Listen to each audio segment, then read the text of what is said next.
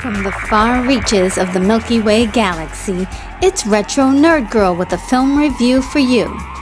Today, I'll be reviewing the movie Warriors of the Wasteland, also known as The New Barbarians, released in 1983.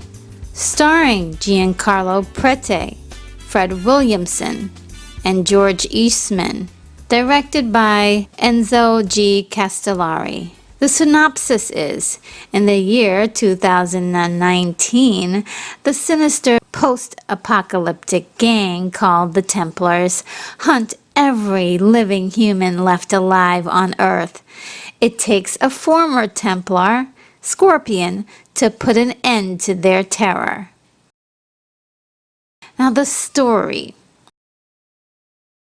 Some people, not many, confuse this film as being the adaptation of the Penguin book Warriors of the Wasteland, published in the same year, 1983. However, the story dips into a completely different source. The beginnings go way back to the spaghetti westerns, also known as the Italian Western, inspired by American westerns and Japanese samurai films of the 1950s and 60s. It all started with the Italian film Per un pugno di dollari, Fistful of Dollars. It's an Italian film. I'd always thought it was American, but it's actually an unofficial remake of the Akira Kurosawa film released in 1961, which resulted in a successful lawsuit. Well, it created this lucrative market for Italian rip-off films in America. Thus, an assembly line of productions began from westerns to horror, sci-fi, and fantasy, and they were gloriously low budget. This film was mainly modeled after the dystopian action film Mad Max, released in 1979. As well, post-apocalyptic films were very popular, and they were the cheapest low-budget films to make because they were usually set in the desert, use old vehicles, and costumes would consist of rags and odd end pieces. Tito Carpi came up with the story and wrote the screenplay with Antonio Visone and the director Enzo G. Castellari. The original title of the film in Italy was translated to The New Barbarians. It was one of 3 movies that Enzo worked on that was written and prepared and filmed within a 6-month length of time. The other 2 films were 1990, The Bronx Warriors, and Escape from the Bronx. Now, hey, let's give credit where credit is due for those guys being able to deliver 3 memorable action-packed films in just a short range of time. I mean, that's real hustle. As far as the story goes, it's actually pretty solid, and I enjoyed it quite a bit. It's no hero's journey, but it's got the bones of a beginning, a middle, and an end. Well, it actually starts in the middle of the story, and you kind of have to piece together the beginning if you pay attention to the story, and that's quite hard to do because there's so much other stuff going on. And to be fair, it's not easy to pay attention to the story because of all of the hilarious shock value that is placed in the tale. The writing is more of a whirlwind of action scenes that lead to a big showdown at the end. But when it comes to dialogue, the film suffers its biggest detriment. It's so awkward, hilariously ridiculous, and at many points, very extremely offensive. So that's another reason why it's so hard to pay attention to the actual story. It's intriguing, okay? It's one of those films that after seeing it, I just couldn't stop thinking about it. It was so intense. Now the pacing. At an hour and 31 minutes, the pacing goes by so quick. So much happens in the film, and you feel as if you've been through a whirlwind by the end. The challenge. As I said before, the beginning of the story starts in the middle. The thing that started it all was the nuclear apocalypse in 2010. 9 years later, we have these caravans of survivors roaming the wasteland of the desert. These guys basically hold on to the hope that they can reach civilization through radio signals. And so, at some point during the film, it's understood that civilization could be as close as 10 miles away. So why haven't the rest of civilization tried to send a rescue team to find survivors? Well, I've kind of thought this out and came to the conclusion that it's quite possible that they were intercepted by the Templars. Now, let's get into the Templars. The Templars are a massive gang of murderers that comb the wasteland for survivors. The Templars are named after the Knights of the Templar, a Catholic military order that existed from 1119 to 1312. They even refer to themselves as the High Priests of Death. This is one of the many obvious religious references in the film, but it's very uncertain if the film's message is part of an agenda. If so, it doesn't really lead anywhere. And just when you think that the Templars may be a religious group, their leader, the Supreme One, also referred to as One, maniacally rips a Bible in half and says that books started the apocalypse. And I'm not sure if he's just referring to religious teachings or the mass sharing of ideas in general, like all books. By ripping the Bible in particular, it tells the audience that perhaps the Templars are just in a league of their own. You get the feeling that the rest of the Templars just enjoy being at the top of the food chain. But one seems to be driven by the purpose to finish what the apocalypse started in the genocide of humans.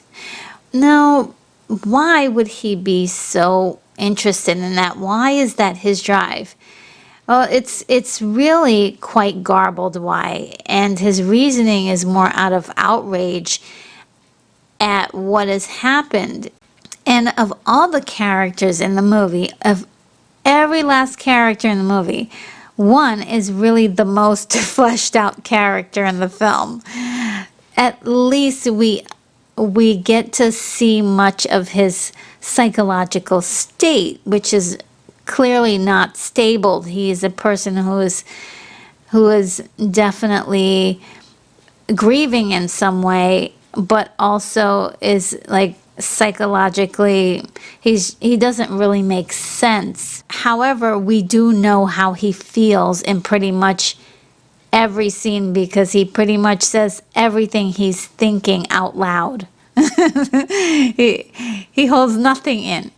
He has a number 2 guy, which is called Shadow, and he's literally the shadow to the character One, which makes me think that the 2 characters may have other names, like real names that they're called, but the title of being the Supreme One and Shadow is a binary ruling title that the Templars hold.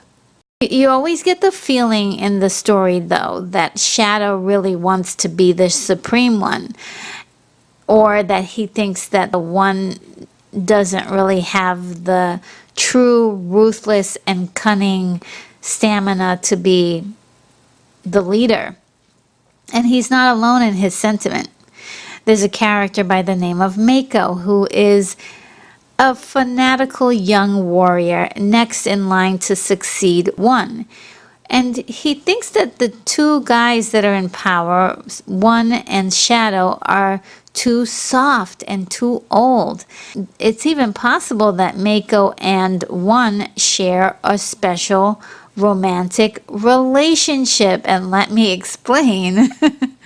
As per certain events that happen in the film that I'm not able to discuss on this platform, it's strongly indicated that the Templars have special relationships with each other that may be of an intimate nature within their complex society.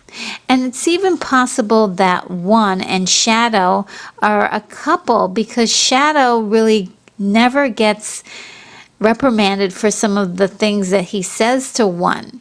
Shadow is also extremely jealous of Mako as well. Shadow is very jealous of Scorpion. Now, Scorpion used to be a Templar as the tale goes. After scraping together bits of dialogue and piecing them together again. It's really hilarious. So Scorpion was victorious in a duel with One, allowing him to leave the group. There's an unspoken truce between Scorpion and the Templars, and you get the sense that he must have really done a lot of damage before leaving the group because they are really afraid of him. And this truth seems to completely vanish when Mako is killed by Scorpion. Revenge for Mako becomes the Templars' motivation for finally going after and capturing Scorpion. I thought that this was actually kind of fascinating. They were working on something here, and then it just didn't turn out right. That's what it seems like to me. So the empathy was really not there for me for the protagonist. This is such a cruel world that this character, Scorpion, who is our hero, has to shoot a wounded man who's basically begging to die, and it's really quite sad and depressing. Somehow the film doesn't really allow you to feel the weight of this. There's a very detached feeling that he has to the situation, and in turn the audience feels detached as well. Scorpion is kind of modeled after Mad Max, but the filmmakers forgot to let us know why. The entire Mad Max movie was the story of how the character became Mad Max. But in this film, Scorpion barely has a backstory that you can plainly see. All we really know is that he used to be a Templar and now he's not. And it's also very hard to identify with him without a real reason for his behavior. However, what I can muster up from his motives is that when Scorpion lets a female survivor, Alma, into his car, Shadow is talking to him and he points out how Scorpion and the Templars are really the same. They're killers.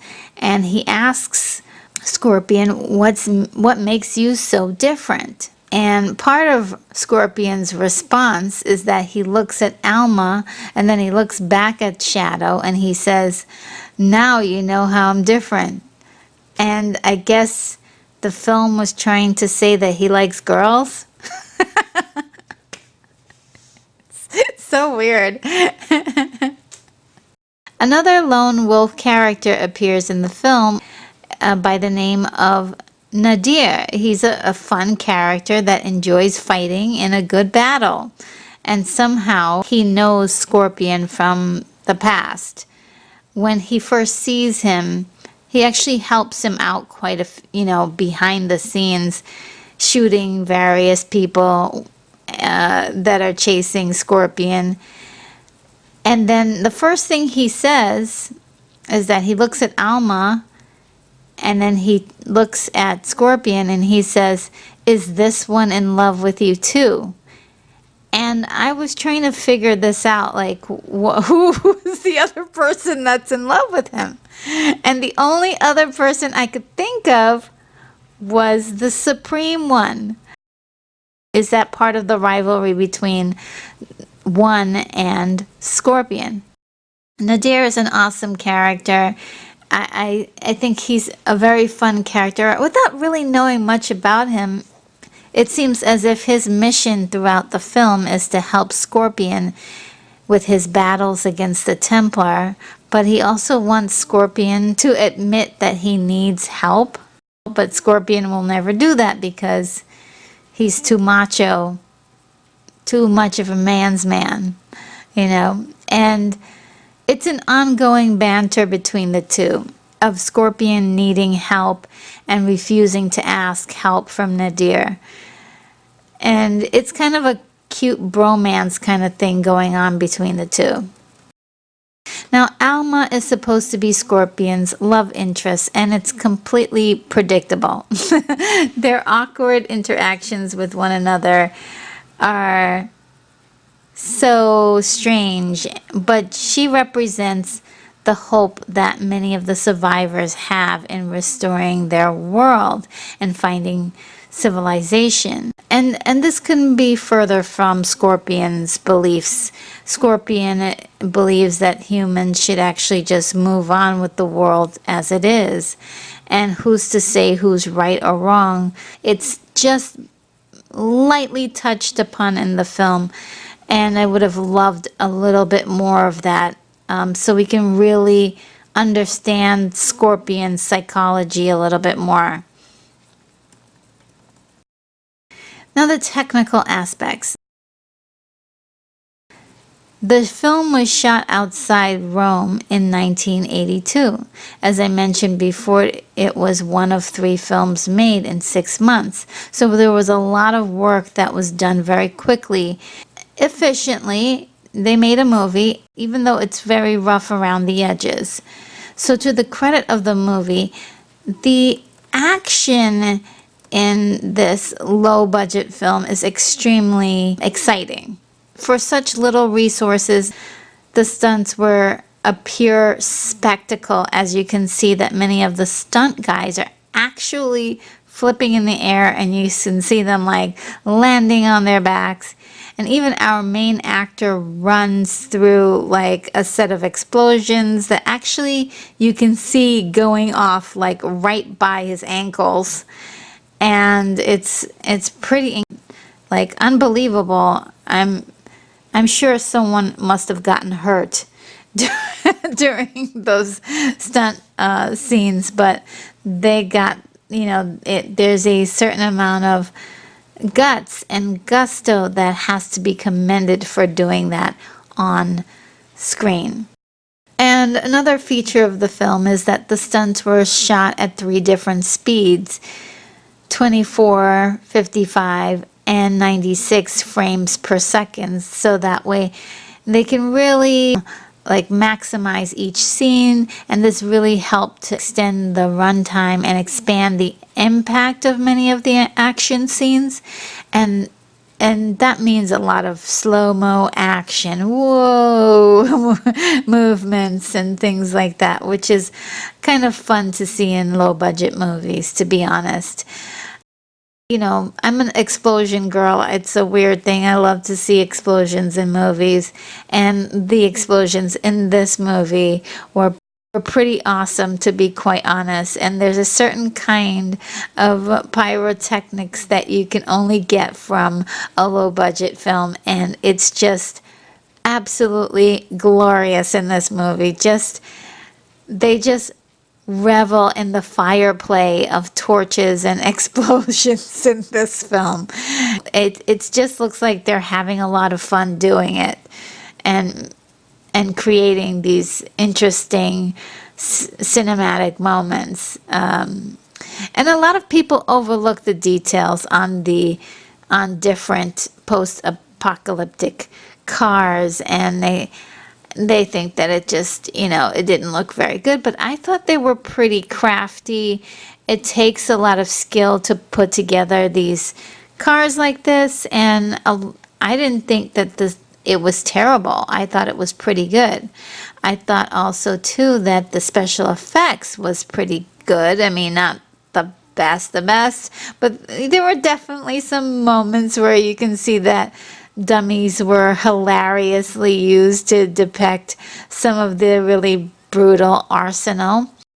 It's so entertainingly bad that you just can't help but enjoying the shenanigans. I mean, that's the purpose of the charm of B movies, wherein you can have so many terribly unbelievable gory moments, and it's hysterical because it's obviously not real or realistic. It's more make-believe than big budget films.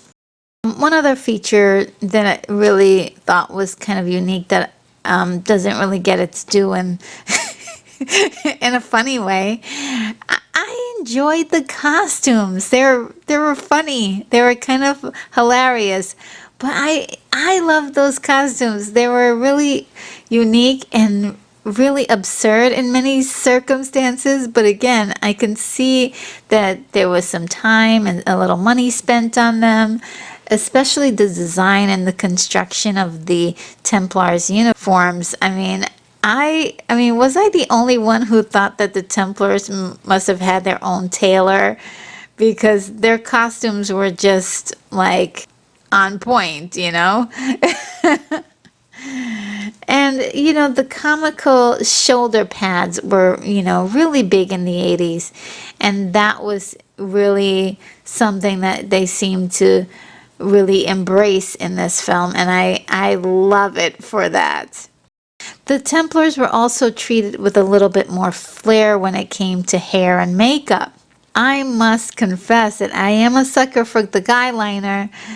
I really am. I love guy liner.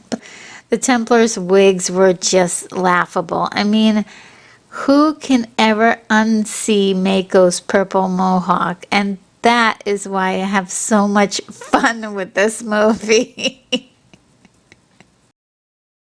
So this is where I geek out about the film. Actually, there's one thing that really enticed me to review this movie when watching this for the first time. We have this incredible intro that is, you cannot unsee this intro. To me, it's very awesome. It's low budget. There's something very tacky about it, and the way it's shot and everything. But there's a synth track that's laid into the movie that blew me away. It's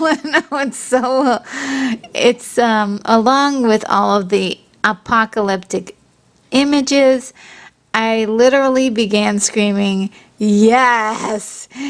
I was just like freaking out with delight. Seriously, I can't tell you how much I love the music that went along with the imagery at the opening of this film. It had my attention, and it's because of this Brazilian composer, Claudio Simonetti, that we have to thank for the awesome music in this film. I know it's an acquired taste. Not everyone shares my sentiments on this. I've heard people bash the music from this, but I loved it. It was just incredible. Throbbing synths are just not for everyone. And I also love the music that he composed for Nadir's theme. It was a little groovier than the rest of it, but still very, very electric. I can't, every time Nadir comes on screen, it plays that music, and I can't help but do a little dance to it. The performances. The main characters are okay, but the smaller roles were really struggling with their lines. And maybe it was because of the language difference. Many of them had to say their lines in English, but they didn't know what they were actually saying. So it's kind of the acting didn't quite go with the tone that they had to have at the time. And, the bad dubbing didn't really help. And those are just a few things that influenced the performance. The American actor and former professional American football player in the 1960s, Fred Williamson, was a big name draw for the film. Wisely, many of the posters have him on the cover or even has him alone on the cover.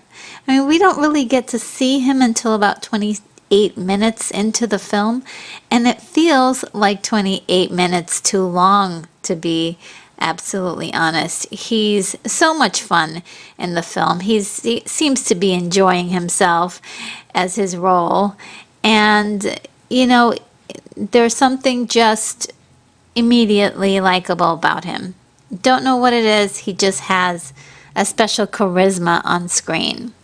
Fred was a regular to many Italian films and appeared in all 3 of the films Enzo Castellari filmed in that 6-month period. George Eastman was actually a big standout in this film. His acting is way over the top, but at the same time, it's nice seeing someone with emotions, even if it's a little overdone. He's having a fun time with the character, and so the filmmakers are giving him lots of juicy dialogue, and he's very entertaining. The ending. There's a small child in the film that is actually a mechanic. I know it's uncanny, but that's what is in the film. He has a bulletproof plastic, and this plastic can withstand pretty much explosions and bullets and all sorts of interesting things. And he creates an armor out of it for Scorpion to wear. That is the reason why we have this incredible costume piece at the end where our protagonist is wearing this kind of futuristic clear armor. A lot of people were confused about what the armor was or what it was, why he was wearing it. In the ending, it's kind of interesting because there's a showdown between one and Scorpion. It's pretty much a play-by-play from A Fistful of Dollars, where a character wears a poncho to a gunfight and the bad guy shoots him, but he has armor underneath. There was sort of a feeling of maybe they were trying to set it up where maybe there could have been a sequel to this thing. Not really saying that there was more, but it just didn't really feel like an ending. It was like, the battle's over, now everybody scatters. My wish list. I wish the female characters were less passive in this film, and they were pretty much all treated like trophies for the heroes. But it was the 80s, so I won't get on it too much. And I wish that the film paid more attention to detail than just the shock value. An example of that is at some point during the film, Nadir says that the people believe in something called God. And the apocalypse really only happened 9 years ago. So everyone is old enough to be familiar with religion of some sort, except for the mechanic. And, he wasn't even in the scene. Now, the enjoyment.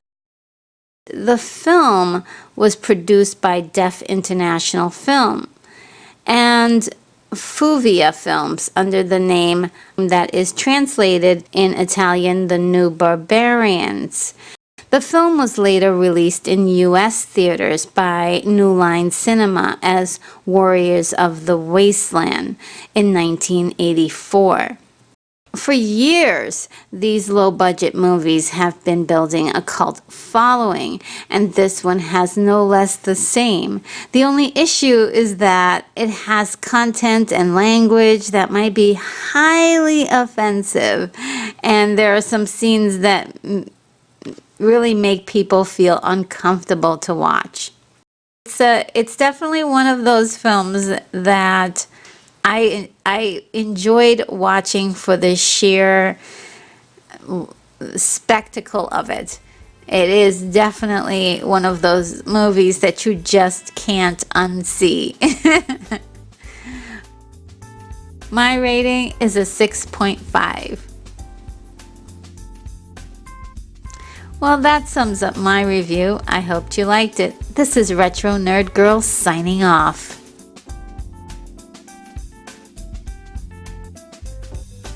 Take care, movie lovers. I'm off to my next review.